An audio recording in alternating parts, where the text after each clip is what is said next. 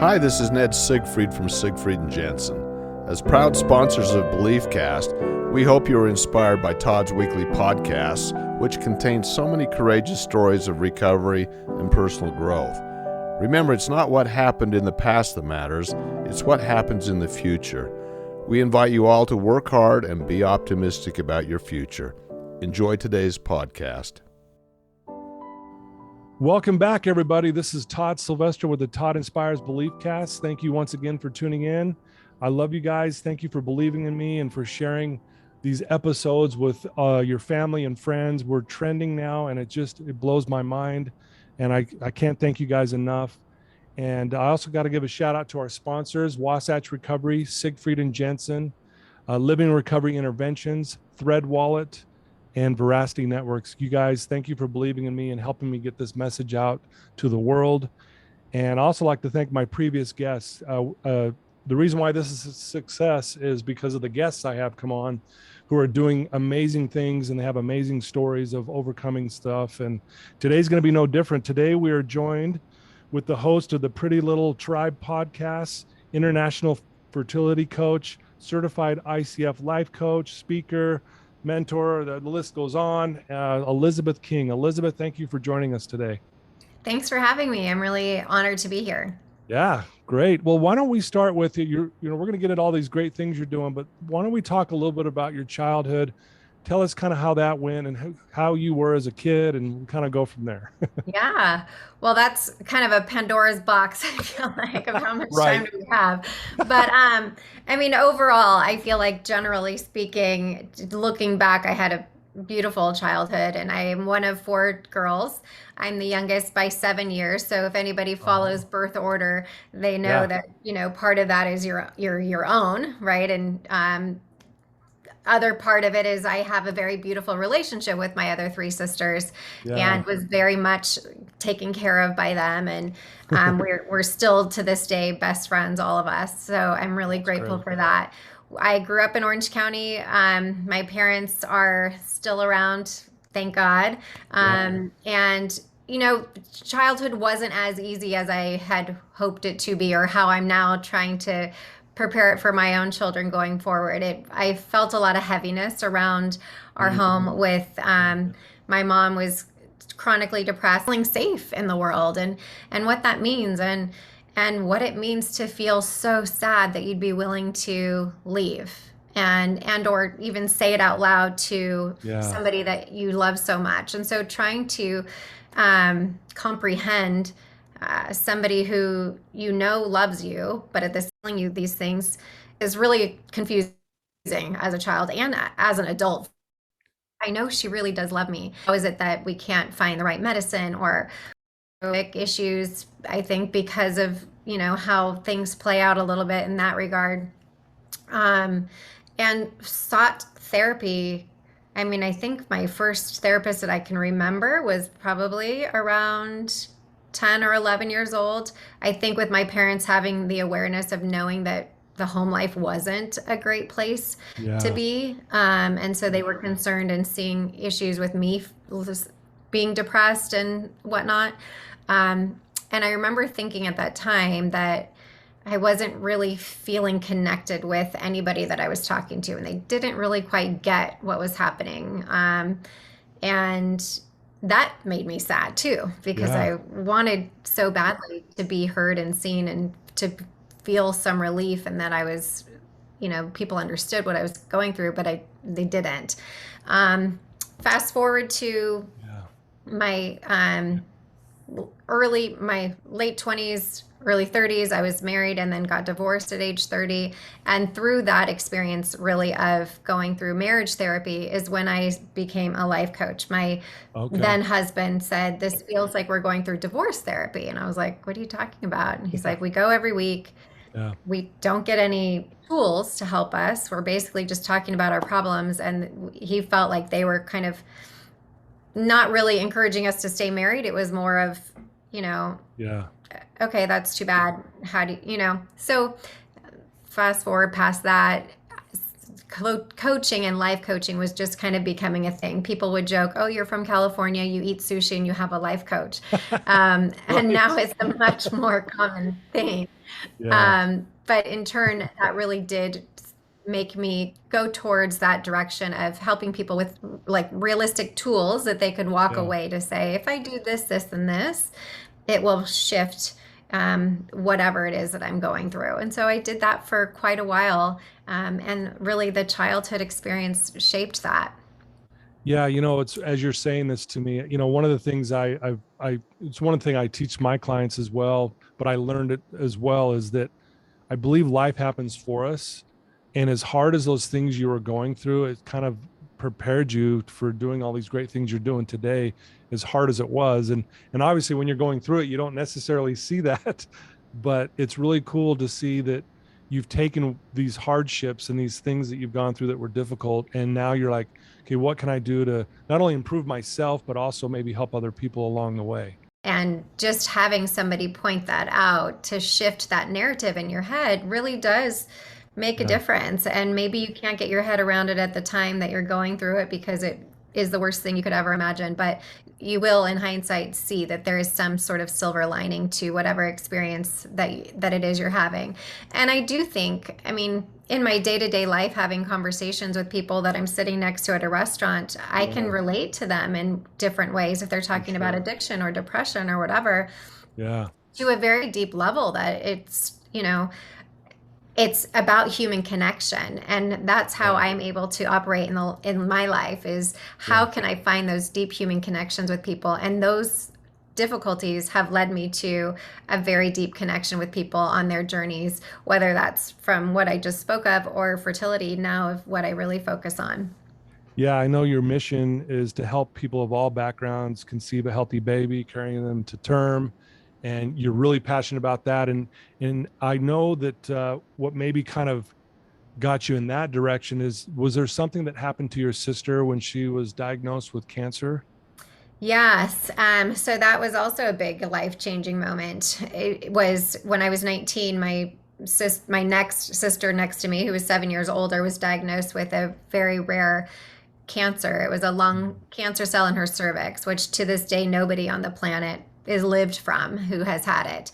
And so we consider her our miracle. For But at sure, that yeah. time, it was, the one thing she focused on was not being able to have children, where we were like, well, you're gonna, this is a death sentence, basically. Like that's Yeah, what we were focusing on. But sure, yeah. that was all she could say was, I didn't mean that I didn't want to have kids, because she had only been married for 6 months. Mm, And, when you're newly married, everyone's like, oh, when are you going to have children? And they would yeah, say, we're going to just have fur babies and, enjoy our dogs. yeah, And she's like, I didn't mean it. It was just basically what I was saying to get people to stop asking the question. And that was really the first intro into fertility. And in regards to how that might work with people who had medical issues, right? They had yeah, said, well, keep your ovaries. Back then, of course, this was now over 25 years ago. The technology is much different. But yeah. yeah, that was, my first thought was, I'll have a baby for you. And we looked into it with the doctors of, our DNA being from the same parents. And we kind of went through this really deep dive of education around this type of fertility at that time, which again, the technology is much different now than it was. A lot of testing and things you need to go through in order to be able to carry a child for somebody else. And that is one of those things, is being able to already have your own child before you can have one. I think especially within the same family. I don't know all the ins and outs of that now to date, but at the time that was it. So yeah, that was the first intro to fertility for sure. Yeah. Well, you seem like a very driven person in what you're doing, and very passionate about what you do. You have this, did you, at that moment, were you like thinking, okay, what can I do to actually bring more awareness to this? And did you see yourself being this type of a coach? Absolutely not. That did not cross my mind at all. I knew that I had, again, an awareness that most people didn't, right? And this was a very young age. So I knew that I had this info in my head. How would you try to save these? And, all that sort of stuff of the ins and outs of the workings and whatnot. It wasn't until I was later in my 20s working in corporate America with women that were struggling to get pregnant then, who were saying to me, you're so young, make sure you know, check out your fertility situation and what your AMH is and all these acronyms that at the time were over my head. I didn't know what they Right. were talking about. Yeah. But then when I got divorced at 30, that stuck in my head of, okay, I'm going to go check this out, because Yeah. not that I was burning and yearning to have children, but more so, what if, you know, I knew more than the average person. So I wanted to just get that information. And at that time, when I was 30, I went to a fertility doctor, actually the same one that my sister had consulted with years Oh, prior. really? Okay. And he's one of the founding doctors that started at the NIH with IVF and all of that. So he's great. And he said, you're too young at 30. Again, now, Yeah. the technology then for freezing eggs was not great for the thaw. So he said, come back later. Hopefully you'll meet somebody, and you know, we'll go from there. Well, at age 36, I was still single, so I knocked on his door again. He's like, okay, we'll do it for him, because the technology on the thaw still wasn't great, but it was better than not doing anything at all. Yeah. So at age 36, on my own, I went through the IVF process, and I froze 11 eggs at that time. Okay. So there's, again, furthering the education around fertility. And that's when I started to realize that I might start to use some of this information down the line. Again, knowing that I was life coaching, but really not focusing on that, because even at that time, which was now 10, 11 years ago, the world of fertility was still not new, because they've been doing it for many years, but Yeah. wasn't as talked about as it is now, for sure. So in that gathering of information and really soaking up as I could, I had a feeling somewhere that this would be on some sort of path, but I didn't know what that would even look like. There was no such thing as a fertility coach then, or Yeah. anything of that nature. So Wow. Well, I think that's so neat that you're now doing these things. You know, as you were going through, I mean, you went through a divorce. Did you feel, and this is more of a personal question, like, how are you feeling as a person? I mean, yeah, you're going through all of this, but were you feeling like, I don't know, like alone and lost at that time in your life? Because I know divorces, you know, people that I've interviewed, it feels like a death almost. yeah, it was really difficult. I think, you know, a lot of people say, oh, we were young, you know, and so, but Yeah. even when you're young, you know that deep love, you know Yeah. what that Yeah. feels like. And we really did love each other. And I think that was what was so difficult for me, is it wasn't a situation where, you know, I hated him or he did something that Right. I could never forgive or whatever. It was more of just Yeah. realizing that how we had gotten to that point, meaning we had been in a 4-year long distance relationship. And at that time, there was no Skype or FaceTime or whatever. So long Yeah. distance really was, you know, if you're on a different continent, it was not easy of like, when are you going to be at a landline phone so I can call you? And that phone call is going to be $2 a minute, you know? So it was very different times. And so once we finally did reach together 4 years later, it was hard to rebuild that relationship. And I think we just both never got to that point. Yeah. But that being said, right? So, Yeah. well, everybody's doing it. So, you know, it's not that big of a deal, but that took me a long time to heal my heart, really, from that. Yeah, I can imagine. Wow. Thanks for sharing that. I know that's probably not the funnest thing to talk about, but Oh. you know, I know some of the topics that you know, with your life coaching, you talk about how to overcome stress, setting healthy boundaries, anxiety, depression, weight loss. And now you're, you know, obviously with your, you know, IVF coaching and all that stuff. I mean, this is a big question. I know it's a loaded question, but what are some of the best moments you have witnessed as being, you know, doing what you're doing with your coaching? Well, again, it is a loaded question because every niche, so to speak, Yeah. has its own beauty, right? Yeah. And you probably know as well that there's, to me, the positive pregnancy test or the ultrasound pictures that I get from clients when they find out they're pregnant, there's nothing better than that. Like, I oh can my gosh, a imagine. life is Yeah. created and it's coming to this planet. That's amazing. You Yeah. literally can't wipe the smile off your face for days. Oh yeah. So that's incredible. But then the turnarounds as well of, being able to be on the other side of the phone to help somebody who's suicidal, to get them to a hospital, to know that, and you get the messages of like, thank you, you saved my life because you answered the phone at 10 o'clock at night when I was calling you. Dang. So it's very different, and then there's the weight loss type of things, which, for a lot of people, it is really life changing. It might seem minimal compared to those other things I just mentioned, but that really shifts the way people show up in the world when they feel good about themselves and they can have that change in narrative. So in each kind of lane, it's different, but in all ways, so beautiful in different ways. I love that. You did a post recently, this past week, holiday weekend, and it just says, reminder, be in the suck. Yeah. And then, and I'm just going to read a little bit what you put. You said, the world may feel heavy. Your fertility journey may feel heavy. Life may feel heavy. It's okay to take care of yourself, slow down and take a breath and to process. Obviously, being a coach, and I understand this as well, you deal with a lot of heavy things, a lot of emotional things. How do you just be in the suck? And not only are you helping so many people with what they're dealing with, but you have your own stuff too. So how do you be in the suck, and how do you do that? That's a great question. Well, I kind of have my pillars of my day of what I do to try to ground myself and feel centered of, what's my stuff versus what's somebody else's stuff. Because a lot of times when you are empathic or you're working with people that have a lot of heavy things going on, it's hard to tell. Like, am I feeling funky today because I'm feeling funky today? Or is it because, I just heard some information that's not great or whatever it may be. So and I've kind of feel like I've mastered that in some sense because I'm able to do it pretty quickly to tell if it's my stuff or somebody else's. But also at the same time, I do my, 60 seconds of dancing by myself in the morning to shift my energy. I try to connect with God in some way, whether that's Mother Nature or, prayer, whatever it may be. And those things in general, I really try to focus on not making it a point where it's not attainable for me because I am so busy.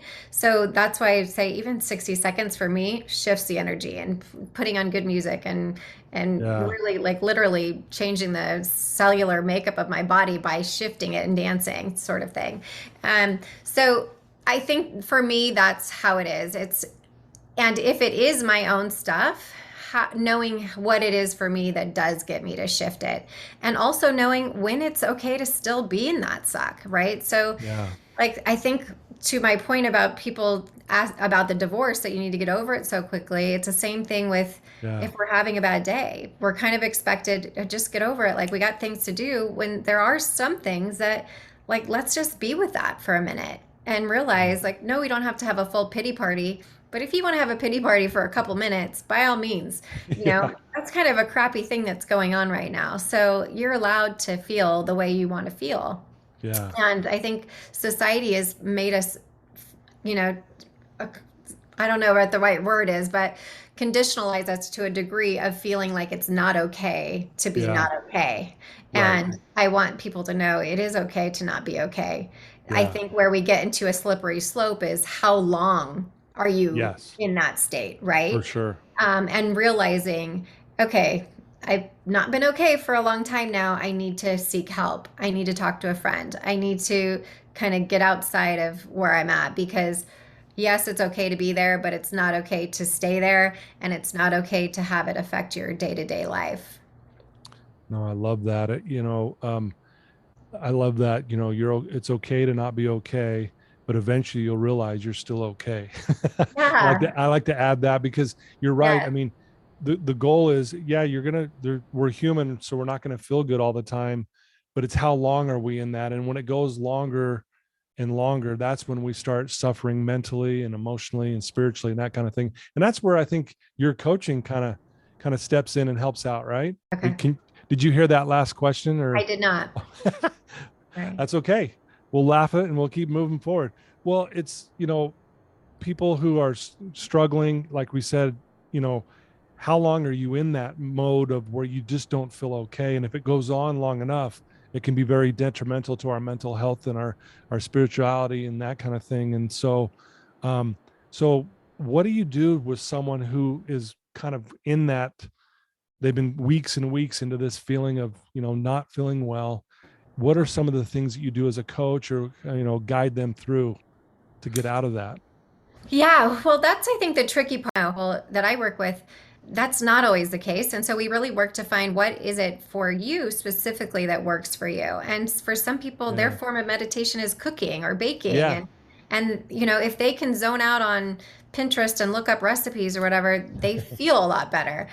For other people, it's getting out in nature and connecting with Yeah. nature in some way. So for what I found with my clients, it's really important to really hone in on what works for them specifically. And sometimes that might be trial and error. We would try Hmm. things for a week or two, and if that's not working, we try something else, or every other day we do something different.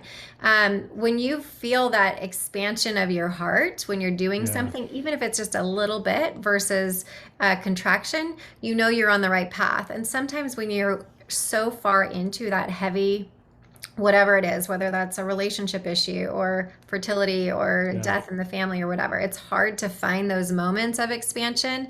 But if sometimes, even if you hold your hand over your heart for a Yeah. minute or less and just sit with that, like drop into your heart for a second, you'll be able to get to, okay, where do I need to be right now? Is it a coloring book? Is Yeah. it meditation? Is it journaling? Is it, you know, maybe it's all of those things and it's different every day.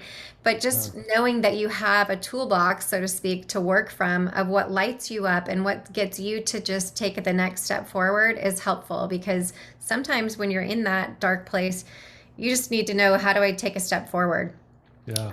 And having that toolbox and or the numbers to call of friends or family or whoever you know, to be really honest with them of like, I'm struggling right now, Yeah. help me get out of here. It makes a difference if you know your like go-to list when you're Yeah. there, rather than not knowing where to start. Yeah. Love it. Beautifully said. I love that. That's beautiful. So let's talk a little bit about your podcast, the Pretty Little Tribe. Yes. Let's talk about, why did you name it that, first of all? So I named it that initially mainly because this is the tribe of humans as a collective, right? Like I feel Yeah. like no one is together, and the idea of tribes has gone back for, you know, Yeah. millions of years, in whatever way that looks like, right? Um, and really knowing that you can always find that tribe, that collective, that whoever that can support you, and you always will be supported. You're never alone on any journey on this planet, Yeah. as far as I'm concerned. And if you feel like you are, find me and I will connect you with somebody to so that you know that you're not alone. Yeah. And so that's really where the name came from. It was just, this is the tribe, and we really focus a lot on fertility. And Yeah. but we do talk to men and women about that. I mean, the male factor in fertility is really becoming a topic of conversation and having more awareness around it as well. So as much as we focus more on women, I mean, there's Yeah. honestly 50% of it is male as well. So yeah. Well, I like that, you know, talking about the male and maybe what they're going through while this is happening to the woman, and getting Yeah. their perspective. I think that's great that you're actually bringing on, you know, kind of that perspective. I don't hear too much of that, honestly. And Yeah. that's pretty rare, would you say? At least right now, it feels that way. Yeah, I mean, from two perspectives. One, I know from my husband when we were going through it, how stressed he was, you know, Yeah. and emotional he was, whether that was during the miscarriages or, you know, just trying to conceive and having timed intercourse around ovulation. Like it was Hmm. really hard on our relationship. And most men are not having these conversations at work or, you Right. know, out with their other friends. But really, 1 in 8 couples are going through infertility. And so, Yeah. more so than you think, a guy that you're hanging out with, if you're hanging out with guys, they're touched by this in some way, whether that's their own situation or their sister or somebody they know has gone through it, and maybe they're just not talking about it. So through the awareness of our own situation with my husband and, like I said, our miscarriages and fertility struggles, I knew that that was a thing. They just want us to be happy. Maybe they have low motility or something with their sperm or no sperm at all. And, that again is a very difficult conversation to have and to say that this is what's going on with you, because we have this society that's very macho, and you think that, of course I can get somebody pregnant and there's nothing wrong with me and whatever. And when that does come back to say there's something that you might need to check out here, that's a big blow to the ego. And it's also, you have to work your way through that, as not only on your own, but also with the relationship of how that works, and realizing that you're not alone. Again, just people aren't talking about it, but it's super, super common. Yeah. Well, I love that you focus a lot on connection. In my line of work, we always say connection's the opposite of addiction. Because when we're in our addiction, we typically isolate and cut everyone off, or at least the healthy people in our lives. And so I love that you do a lot of that, and making sure people are in their, feel like they're involved with a tribe and that kind of thing. So I love that. Yeah, I feel like the currency right now in the world is connection. Yeah. And as much as, we have inflation happening and whatever, I feel like if our inflation happens with connection with people, we're going to be better off, again, as a collective of human race, Love that. connecting with our hearts rather than worried about everything else. Yeah. Well, so what does a day look like for you? You're coaching, you're doing all these things. I'm sure you're very busy, but what does a day in a life look like for you? Well, I also have 3 little boys, which is, changes the dynamic of a lot of things. My youngest is 2.5, 3.5, and 5.5. So days start very early at usually around 5 a.m. Yeah. And I try to get that grounding period before anybody gets up. My little one is usually around 5:30 to wake. So once he gets up, then we're like, everybody's try to be as quiet as possible so no one else wakes up, right? God forbid. Yeah. But usually the house is up and going by 6:30. And for most people, it doesn't sound that early, but throughout the night, I feel like we're still not getting solid sleep. So, we're kind of waking up a little bit slow at these stages still. So, the joy that comes from the pure joy and energy that comes from these little guys that I have, again, coming from 4 girls and now I have 3 boys, is just mind blowing to me. And like, okay, what was God's plan with this? Because I'm not really sure what to do here, but I'm figuring it out as I go. Wow. But it really is, nurturing and cultivating a different life for them than what I had, and really focusing on how do you feel about things and what can we do to make that they possibly can, and know that we are super solid for them. And no matter what is going on with my life or my work or my husband's or whoever's coming and going, that they know that they are super solid together. And knowing that my prayer for them is that they are best friends, and that they know that they are here for each other, and there's no one else that is going to be there for them as much as they can be for each other growing up. So we kind of start our day and end our day. On the bathrooms, we have white chalk writing on there that I am amazing, I am extraordinary, nice. My brothers are my best friends forever, all the affirmation, so to speak, for their life. And so we start and end our day with those.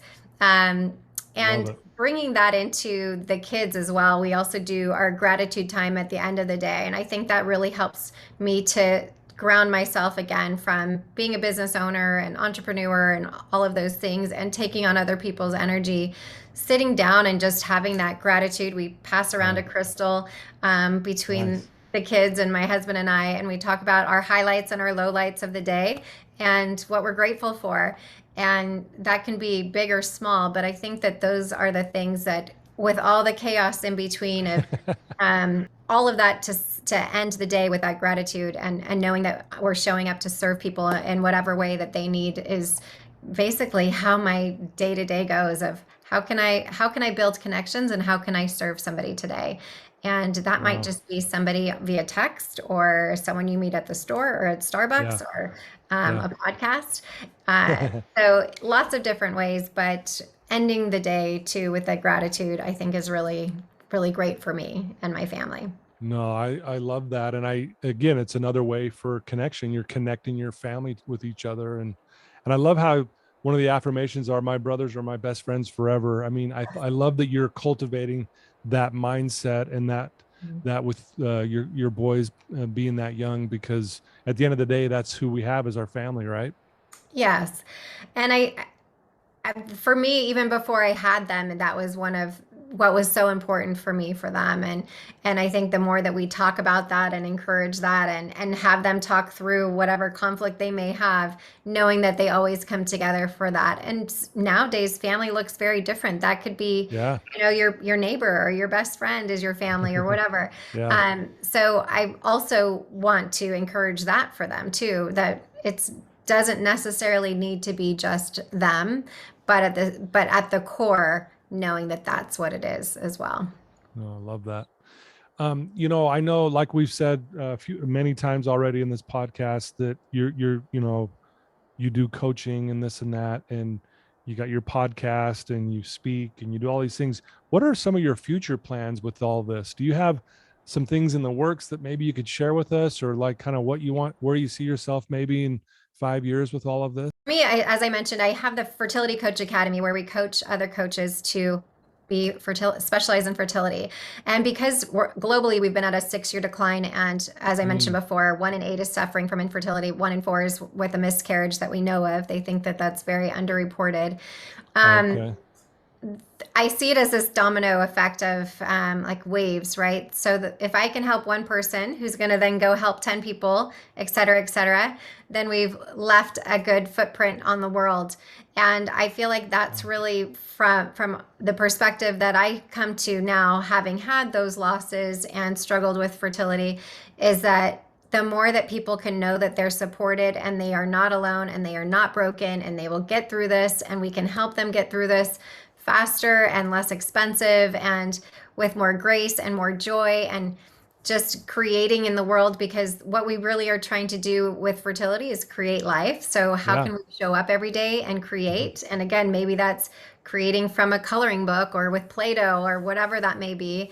So for me, the bigger picture is just helping to educate more and more people around fertility, and the awareness that in school we weren't taught about just the Right. basics of fertility. I mean, no less. So it just Right. starting from there, and knowing, where to have people teach their children, et cetera, on that. So that's really my kind of bigger plan. And also to I get love it. corporations on board with realizing that so many of their employees are suffering from Yeah. infertility, and when they're in that journey, they're very less productive than they would like to be.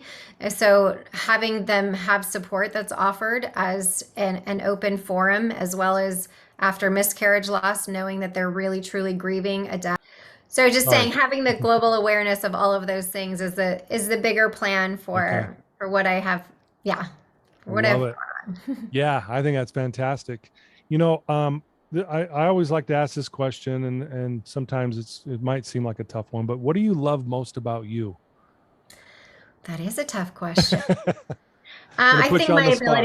I think my ability to connect and to see Okay. that love in everybody. I Yeah. can say that I sincerely get on the path with everybody that comes across my desk, my DMs, whatever it may be, that Yeah. I want it for them as much as they want it, and Yeah. I'm in it with them as much as I can be. And it's really true sincerity when I say that I'm with you, I'm thinking of you, I'm praying for you, Yeah. or whatever it may be. And so I think the thing I like best about myself is that sincerity of connection that I'm able to build with people. Yeah, and I believe you, because I can feel that sincerity in your words with me today, and you can't fake that, and I can feel that from you, and so I think that's amazing what you're doing, and I love what you're doing. You Thank know, you. I if there's someone listening to your voice right now who's maybe struggling, they're in a dark place, and they're just, whether it's, have anything to do with fertility or anything like that, or if it's something else, Yeah. what could you tell that one person right now that's maybe in a dark place? Reach out to somebody. Don't stay in your own thoughts, because you already know your own thoughts are not helping you right now. So at least have the foresight to reach out to somebody. And I'm happy to be that person on, Yeah. DMs or whatever it may be. But there's so much help for all different things that you're going through. And I know that feeling of being alone Mm-hmm. feels so real, Yeah. but know that that thought in your head is not real. Yeah.